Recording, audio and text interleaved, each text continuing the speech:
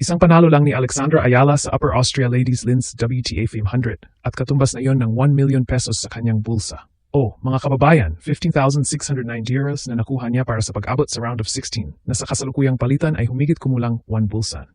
Isang laban, isang tagumpay laban kay Julia Grabher. At bigla na lang, milyon-milyong pisong halaga para sa 20 anyos na Pinay mula Quezon City. Ito ang hindi inaasahang kwento ng kanyang unang clay court season. Mula sa indoor red clay ng Linz hanggang sa pagbago ng buhay ng isang pamilya sa Pilipinas. Ginulat niya ang Austria, ginulat niya ang buong WTA, at ginulat niya tayong lahat na ngayon ay napapaisip. Ganito na ba kalaki ang halaga ng isang Pinoy tennis dream? Alex ay nagbigay ng straight sets clinic laban kay hometown hero Julia Grabher. 6-4, 6-3. Unang clay win niya sa 2026 season. Unang WTA 500 clay victory. At sa opisyal na prize money table ng tournament, ang pag-abot sa round of 16 ay nagkakahalaga ng 15,609 euros. Eksaktong katumbas ng humigit kumulang 1 milyon sa Philippine pesos. Hindi ito basta pera. Ito ay resulta ng taon-taong pagpupursige. Mula sa early mornings sa Rafa Nadal Academy sa Spain hanggang sa cold Austrian spring mornings na nag-practice siya ng walang tigil. Isang panalo lang, pero ang dating life-changing.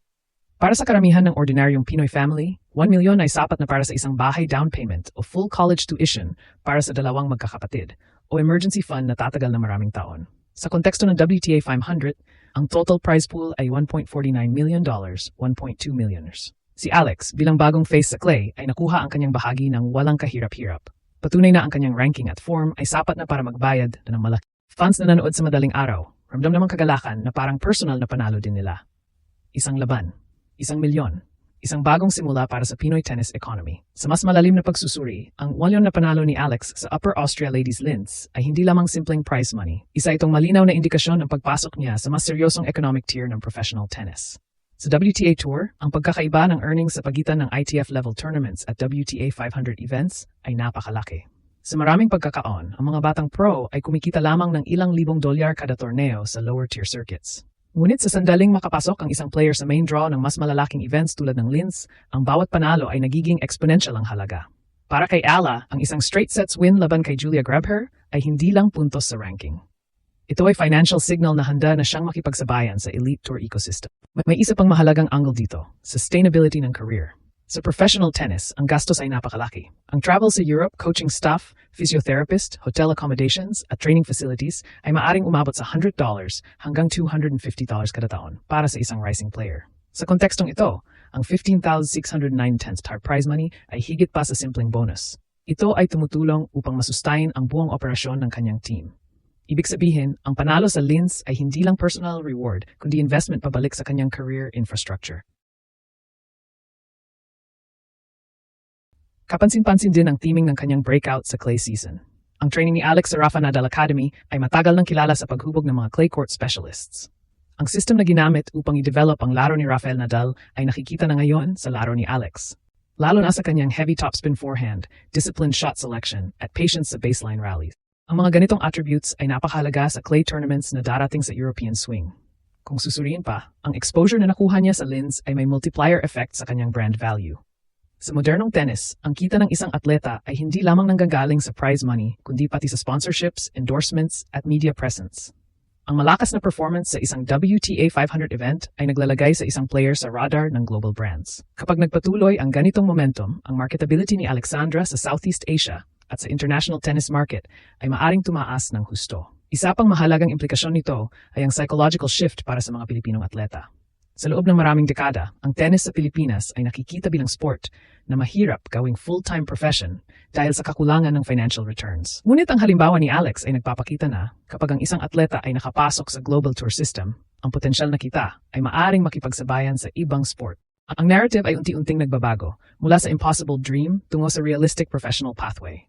Sa kabuuan, ang 1 milyon na panalo na ito ay tila maliit kung ikukumpara sa milyon-milyong dolyar na kinikita ng top-ranked players. Ngunit para sa isang 20 anyos na rising star mula sa Pilipinas, ito ay milestone na nagmamarka ng transition mula promising prospect tungo sa tunay na global contender. At kung ang trajectory ni Alex ay magpapatuloy sa ganitong direksyon, ang panalo sa Linz ay maaaring maalala balang araw bilang isa sa mga unang hakbang sa mas malaking financial at sporting legacy na kanyang binubuo sa world tennis stage. Hindi lang pera ang nakuha niya, kasama ang 60 ranking points mula sa round of 16 finish.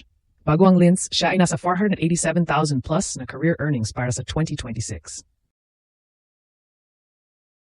Ngayon, dagdag pa ang 1 milyon na ito na nagpapalakas sa kanyang financial stability bilang young. Sa Pilipinas, kung saan maraming athletes ang nahihirapan sa funding, ang ganitong kita ay nagiging simbolo ng self-sufficiency. Si Alex ay hindi na umaasa lang sa sponsorships o national support. Siya mismo ang nagbabayad na ng kanyang mga gastusin sa training, travel at team. Ito ay malaking hakbang palayo sa struggling pro narrative na madalas nakikita sa ibang sports. Ang kanyang clay debut run ay nagpapakita rin ng maturity. Mula sa aggressive baseline power, laban kay Grabher, hanggang sa near upset laban kay Grand Slam champion Ostapenko, 6-4, 7-5. Ang low unforced errors at mental composure niya ay nagbigay ng value na higit pa sa pera. Para sa kanyang pamilya at supporters, ito ay validation na ang investment sa kanyang talento ay nagbubunga na ng tudo. Social media reactions, puno ng proud Pinoy moment at this is how you build a legacy. Ang pera ay bonus, ang pride ay priceless. Isipin nyo, isang 20 anyos na babae mula sa Pilipinas na walang traditional tennis powerhouse background ay nakakakuha ng 1 milyon sa isang linggo sa Europe. Ito ay nagbabago ng narrative para sa susunod na henerasyon. Maraming young girls sa barangay courts o school teams ang makikita ngayon na posible ang ganitong kita sa tennis, hindi na lang basketball o boxing. Ang pera na ito ay maaaring mag-fund ng mas maraming junior programs, coaching clinics, o even travel grants para sa iba pang aspiring Pinoy talents. Sa isang bansa kung saan ang sports budget ay limitado, ang personal success ni Alex ay nagiging inspirasyon na kaya ko rin. Fans at analysts alike ay nag-highlight na ang ganitong earnings ay nagbibigay ng long-term security na nagpapahintulot sa kanya na mag-focus lang sa pag-improve ng walang financial stress. Bukod pa, ang exposure sa Linz, mula main draw poster star hanggang Dirndl cultural moment, ay nagdagdag ng brand value niya. Sponsors ay tiyak na nag-aalok na ng mas malalaking deals. Para sa buong Philippine sports scene, ito ay patunay na ang tennis ay maaring maging viable career path, hindi lang hot. Ang 1 milyon na kita ay nagbibigay ng breathing room para sa kanyang European clay adventure. Diretso siya sa Stuttgart Porsche Tennis Grand Prix main draw, isa pang WTA 500 na may mas malaking prize pool at stacked field. Ang pera mula Linz ay nagpapahintulot sa kanya na mag-invest sa recovery, extra practice sessions, at even nutritional support para sa mahabang season. Sa Stuttgart, ang kanyang momentum ay buhay na buhay. Posibleng magkita siya ng top 10 stars tulad ni Sabalenka o Rybakina.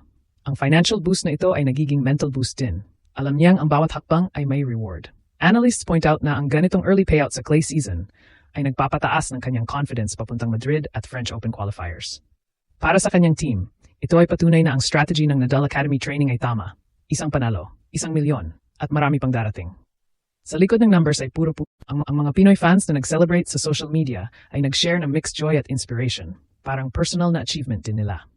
Diaspora families sa Europe ay nag-post ng "Our girl making history and money." Ito ay hindi lang financial win. Ito ay cultural victory na nagpapakita na ang Pinoy talent ay world-class at world-paid.